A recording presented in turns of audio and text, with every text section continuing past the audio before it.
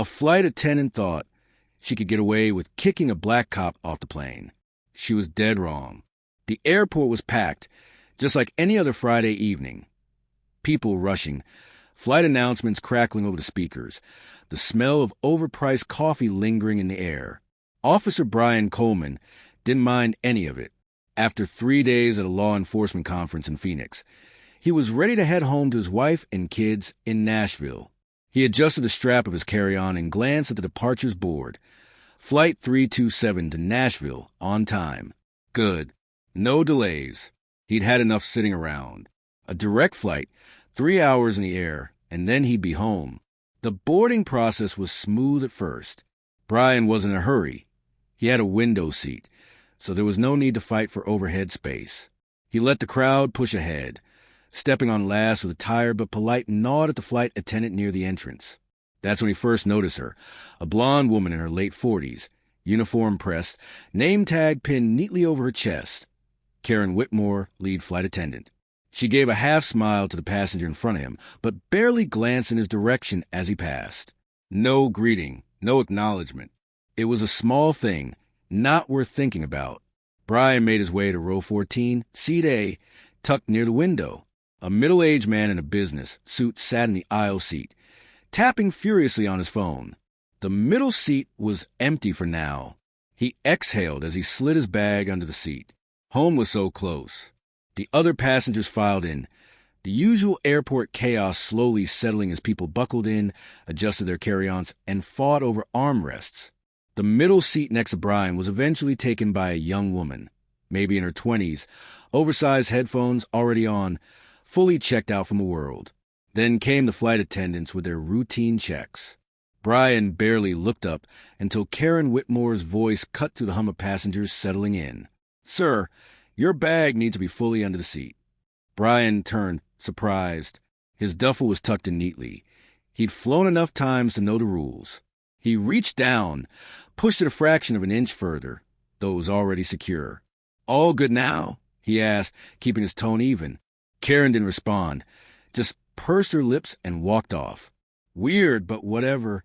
A few minutes later, another flight attendant, a younger brunette named Tess, came through with the pre-flight drink service. "Would you like anything to drink before takeoff?" she asked, offering a warm smile. "Just water, thanks," Brian said. She handed him a small bottle, moving down the aisle. But as Brian unscrewed the cap, he noticed something. The man in the aisle seat had been offered a choice, a full tray of options, and so had the woman next to him. He hadn't. He let it slide. Maybe it was a mistake. Maybe she'd run out. No point jumping to conclusions. But as the plane doors closed and the final announcements played, a quiet tension sat in his chest. Something about this flight felt off. The last thing he expected was for it to get much worse. But just as he started to relax, the real trouble was about to begin. The plane rumbled down the runway, engines roaring as it lifted off into the night sky. Brian leaned back in his seat, exhaling slowly. Home was just a few hours away. That's all he needed to focus on. But the feeling from earlier still lingered. 30 minutes into the flight, the seatbelt sign blinked off. People began shifting, stretching, and flagging down flight attendants. The first drink service started, carts rolling down the narrow aisle.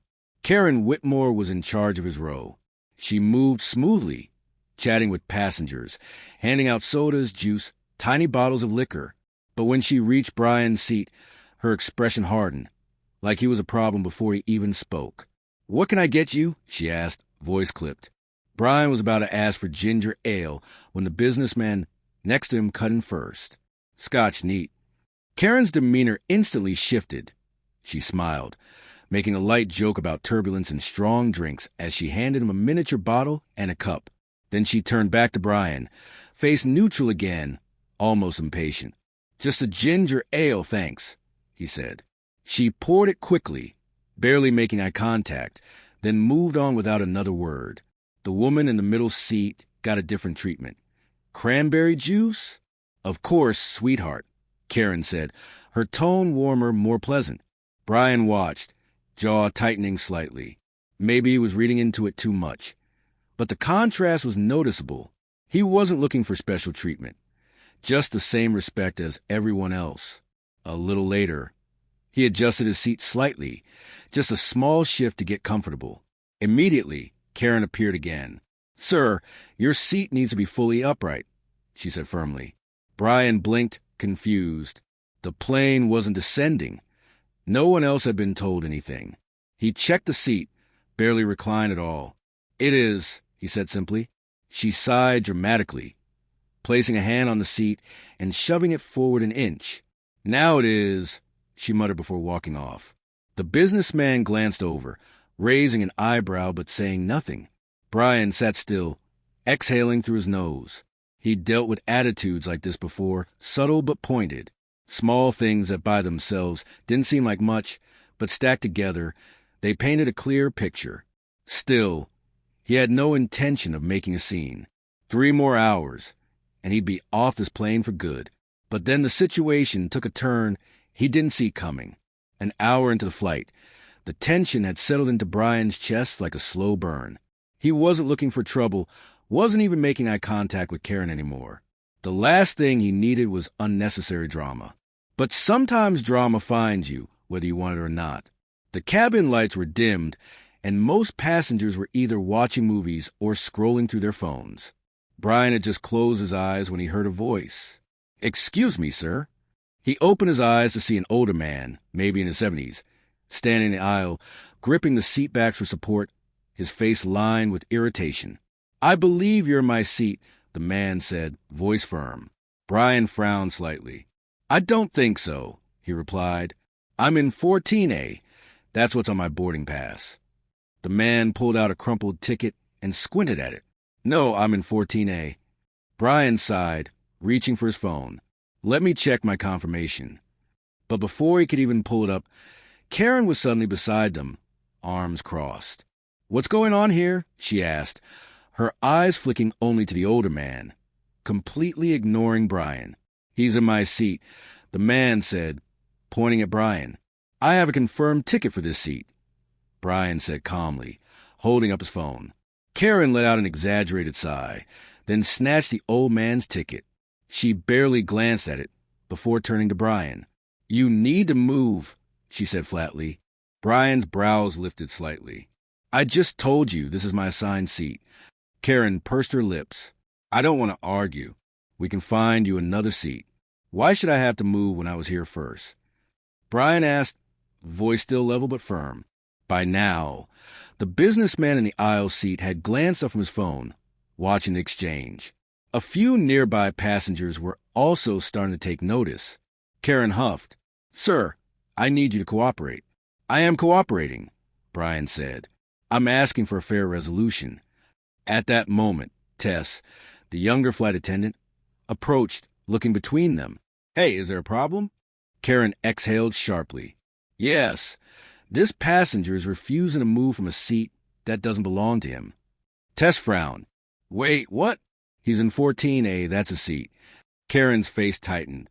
Brian locked eyes with her, watching as she hesitated, then suddenly pivoted. "Well, it was a mix-up," she said, voice curt. "Sir, you're fine where you are." She turned to the older man. "Sir, let's find you another seat." The man grumbled but took his ticket back, muttering as he followed Tess toward another row. Karen lingered for a moment, staring down at Brian like he'd personally insulted her, then muttered just low enough for him to hear. "You should have just moved." Brian let out a slow breath, shaking his head. By now, the businessman next to him had set his phone down. "Wow," he muttered under his breath. Brian didn't respond. He had no idea that in just a few minutes, things were about to get much worse. The plane had settled into a lull.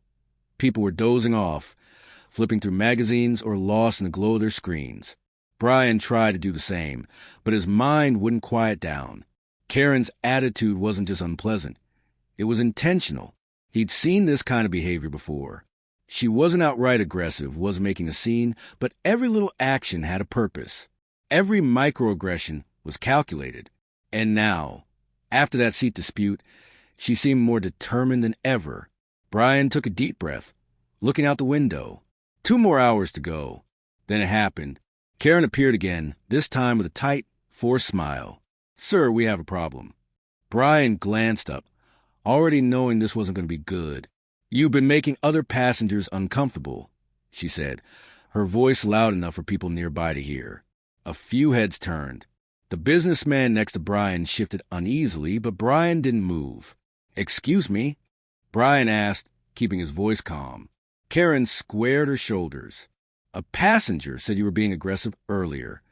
The words landed heavy. Brian's heart thumped once, but his face remained unreadable. "What passenger?" "I can't disclose that," she snapped. "But we take these concerns seriously. You need to come with me." Brian exhaled slowly, fighting the irritation creeping up his spine. "I haven't done anything wrong." "I don't make the rules," she said, her voice sharpening. "You're being asked to leave. Now." At this point, passengers were fully tuned in. A few had pulled out their phones, recording. The businessman beside Brian leaned in. "This is crazy," he muttered. "You didn't do anything." Karen's lips tightened. She pressed a button on the wall panel near the galley, and a few moments later, the cabin door opened. 2 airport security officers stepped inside. Brian closed his eyes for a second. He knew this game. He'd been a cop long enough to know exactly how this worked. A black man getting labeled as aggressive on a plane, there was no winning here. One wrong move, one raised voice, one hint of resistance, and they'd have all the justification they needed. The first officer, a stocky man with a shaved head, gave Brian a look, not hostile, but firm. "Sir, we need you to step off the plane with us." Brian slowly unbuckled his seatbelt. Every movement deliberate, controlled. A few murmurs rippled through the cabin. Someone whispered, "This is ridiculous." As Brian grabbed his bag, he caught Karen's expression. Smug. She'd won. Or so she thought. The businessman next to Brian finally spoke up. "He wasn't aggressive at all," he said. "This is a mistake." Karen ignored him. Brian rose to his feet, his presence quiet but commanding. He turned, making eye contact with the passengers who'd been watching. A woman near the front of the plane, young, maybe early 20s, was holding up her phone, recording everything. Good. Without another word, he walked toward the exit, security flanking him. As he stepped off the plane, the heavy door slammed shut behind him. Karen exhaled through her nose and straightened her uniform. It was done. But she had no idea that the decision she just made would come back to haunt her sooner than she could ever imagine. The airport terminal was eerily quiet compared to chaos that had just unfolded on the plane. Brian stood with his bag in hand. Security officers on either side of him. One of them, a younger guy with a buzz cut, looked almost apologetic. "Sir," he said, "we were just told to escort you off. The airline's handling this now." Brian nodded slowly. He wasn't surprised. A few moments later, a manager from the airline, Robert Hensley, according to his badge, hurried over, phone in hand, a deep frown on his face. "Officer Coleman?" he asked cautiously. Brian nodded.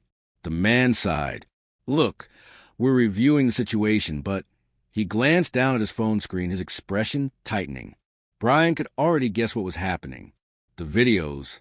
Social media moves faster than any corporate bureaucracy ever could. "Sir, multiple passengers recorded the incident," the manager admitted, rubbing his temple. "It's already online. It doesn't look good for us." Brian let out a quiet breath. He wasn't angry, he was just tired. Meanwhile, back on the plane, Karen had finally relaxed. The problem was gone. The flight was peaceful again, until she heard the whispering. Passengers were showing each other their phones, eyes flicking toward her. The businessman in 14C was watching her closely, jaw set in quiet disgust. Then a notification pinged on her work tablet. A message from corporate. Urgent. Incident review in progress. Her stomach flipped. A voice crackled over the intercom. "Miss Whitmore, the captain would like a word with you in the cockpit." She swallowed hard, suddenly feeling very, very warm. Back at the gate, Robert's phone buzzed. He glanced at it, then looked at Brian with a tight expression. "Sir, I need to speak with you privately." Brian tilted his head. "Why?" The manager cleared his throat. "Because this just hit 1 million views." Brian exhaled sharply, shaking his head.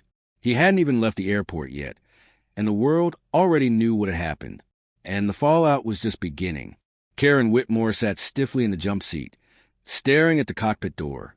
The hum of the plane no longer felt soothing. It felt suffocating. The captain, a seasoned pilot in his 50s, stepped out and fixed her with a look that sent her stomach dropping. "Karen," he said, voice tight, "we have a problem." She swallowed. "Captain, I was just enforcing protocol. Cut the excuses," he snapped. "Corporate just contacted me. Your actions tonight have put the airline in a massive PR disaster." Karen blinked. "They're reviewing everything. Passenger complaints, video footage." He shook his head. "The decision to remove that man was wrong, and it's blowing up. I don't know what's going to happen next, but if I were you, I'd start preparing for the worst." She opened her mouth to protest, but no words came out. Meanwhile, at the gate, Brian sat in a private lounge, sipping a fresh cup of coffee. Across from him, Robert Hensley looked paler by the second as his phone buzzed with updates. "Sir, on behalf of the airline, I want to extend a personal apology," Robert started, voice laced with stress. "We're offering a full refund compensation," and he hesitated. "We'd also like to rebook you in first class on the next available flight." Brian raised an eyebrow. "That's a nice gesture, but let's be real. You're only doing this because you got caught." The manager flinched, but didn't deny it. Brian set his coffee down. "Let me guess, she's in trouble now?" Robert sighed, running a hand over his face. "Karen is currently under immediate review. Based on what's happening, she probably won't be working another flight anytime soon." Brian leaned back, exhaling slowly. He hadn't asked for any of this. He just wanted to go home. But sometimes life had a way of exposing people exactly the way they needed to be exposed. As he boarded his first-class seat on the next flight, stretching his legs comfortably, he glanced out the window and let out a quiet chuckle. Funny how quickly tables turn. What would you have done in Brian's situation? Have you ever witnessed injustice like this? Let's talk about it in the comments.